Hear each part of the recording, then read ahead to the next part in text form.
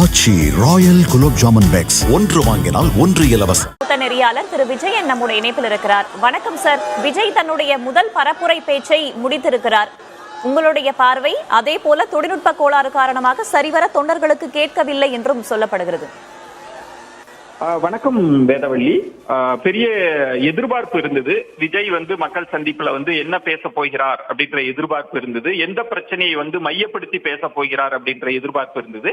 ஆனா எதிர்பாராத விதமாக தொழில்நுட்ப கோளாறு காரணமாக அவருடைய பேச்சை எல்லாராலையும் சரியாக கேட்க முடியல.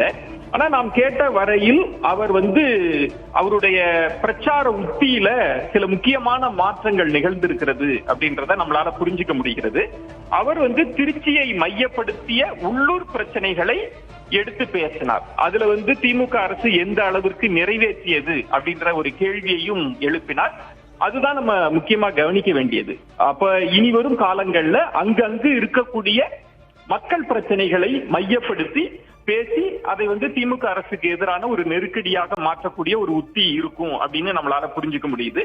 காவிரி, அங்க இருக்கக்கூடிய நதிநீர் பிரச்சனைய எடுத்து பேசினாரு. அப்புறம் கொடுத்த வாக்குறுதிகளை அவர் பட்டியலிட்டு பேசினார். இந்த வாக்குறுதிகளை எல்லாம் நிறைவேற்றினார்களா, உங்களுக்கு கிடைத்ததா அப்படின்ற ஒரு கேள்வியையும் எழுப்பினார்.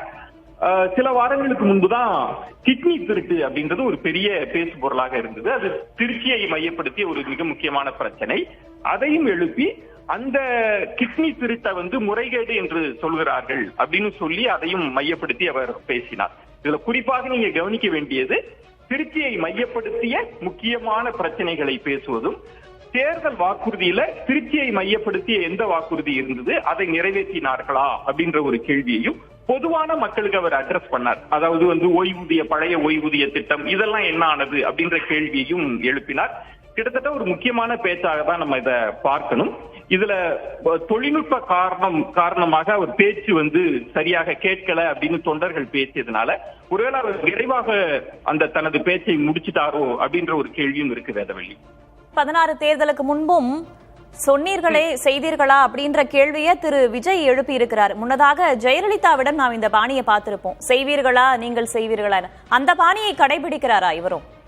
ஆமா, நிச்சயமா நிறைய பாணிகளை அவர் கடைபிடிக்கிற தன்மை இருக்கு. அவர் ஆரம்பிக்கின்ற போதே எம்ஜிஆரை நினைவு கூறுவது, அப்புறம் வரலாற்று பூர்வமாக திருச்சிய தேர்தல் நீரோட்டத்துல இணைத்து கேள்வி எழுப்பக்கூடிய பாங்கு, அப்புறம் எம்ஜிஆரை நினைவு கூறுவது, அப்புறம் பெரியார் அவர்களை தொட்டு காட்டு பேசுவது, அது எல்லாமே அந்த பாணியை கடைபிடிக்கிறார். கிட்டத்தட்ட அவருடைய பேச்சை நீங்க பாத்தீங்கன்னா எம்ஜிஆர் பாணியும் இருக்கு, ஜெயலலிதா அவர்களுடைய பாணியும் இருக்கு.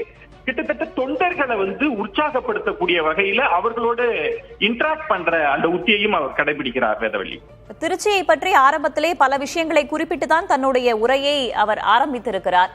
திருச்சியில விஜயுடைய இந்த பேச்சுன்றது எந்த அளவுக்கு முக்கியத்துவம் வாய்ந்ததாக பிற கட்சிகளால் பார்க்கப்படும்? நிச்சயமாக, ஏன்னா கூடிய கூட்டம், அவருக்கு கிடைக்கிற அந்த ஊடகங்கள்ல கிடைக்கக்கூடிய அந்த பார்வை இருக்கு. அதே நேரத்துல எல்லா கட்சிகளுமே இதை கூர்ந்து கவனிச்சாங்க அப்படின்னு தான் சொல்ல முடியும்.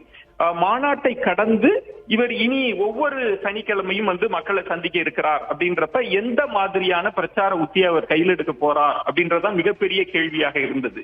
நிச்சயமாக அவர் ஒவ்வொரு தொகுதிக்கும் ஒவ்வொரு பகுதிக்கும் சென்று அங்க இருக்கிற மக்கள் பிரச்சனையை பற்றி பேசுகிற போது இது உங்களுக்கு நிறைவேற்றப்படல, உங்களுக்கு செய்தார்களா, சொன்னதை செஞ்சார்களா அப்படின்னு கேட்கிற போது அங்க இருக்கக்கூடிய சிட்டிங் எம்எல்ஏக்கு ஒரு பெரிய நெருக்கடிய இந்த பேச்சு கொடுக்கும்.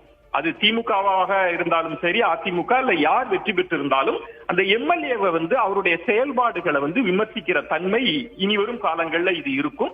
கட்டாயம் ஆளும் கட்சியாக இருந்தாலும் எதிர்கட்சி வரிசையில் இருக்கிற அதிமுக கூட்டணி கட்சியாக இருந்தாலும் இந்த பேச்சு அப்படின்றத ரொம்ப கவனத்தோட தான் அவங்க பரிசீலிப்பாங்க. ஏன்னா மக்கள் மன்றத்துக்கே சென்று வாக்குறுதிகள் குறித்தும் எம்எல்ஏக்கள் செயல்பாடுகள் குறித்தும் பேசுகிற தன்மை அந்த பாணியை கடைபிடிக்கிறதுனால எல்லா கட்சிகளுமே இனி வரும் காலங்கள்ல இதை ரொம்ப கவனமா தான் பார்ப்பாங்க. வேதவள்ளி, திருச்சியை பொறுத்தவரையில் அது திமுகவின் கோட்டை என்று அவர்கள் சொந்தம் கொண்டாடுவார்கள், அதிமுகவின் கோட்டை என்று அவர்கள் சொந்தம் கொண்டாடுவார்கள்.